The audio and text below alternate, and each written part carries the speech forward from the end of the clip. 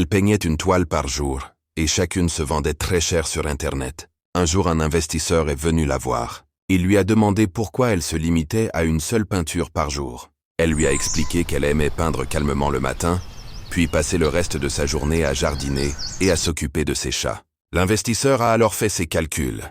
Il lui a montré combien elle pourrait gagner si elle peignait 5 toiles par jour. C'était bien plus que ce dont elle avait besoin. Elle lui a demandé ce qu'elle ferait de tout cet argent. Il lui a répondu qu'elle pourrait embaucher des assistants et développer son activité pour produire 10 peintures par jour, voire plus. Puis il lui a montré un chiffre encore plus élevé. Une nouvelle fois, elle lui a demandé à quoi servirait tout cet argent. Il lui a alors dévoilé son véritable projet.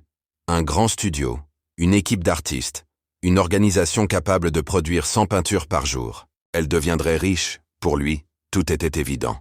Une entreprise prospère, des profits maximaux.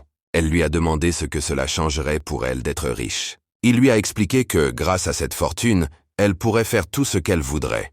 Peindre quand elle en a envie, jardiner l'après-midi, passer du temps avec ses chats, vivre à son rythme. Elle a souri en entendant cette description. Cette vie idéale qu'il lui promettait ressemblait exactement à celle qu'elle menait déjà. Elle n'avait pas besoin de produire plus, ni de gagner davantage pour être heureuse. Son temps lui appartenait. Ses besoins étaient comblés, et ses journées étaient simples et équilibrées. À cet instant, l'investisseur a compris quelque chose d'essentiel. Il cherchait à lui vendre un avenir qu'elle avait déjà atteint.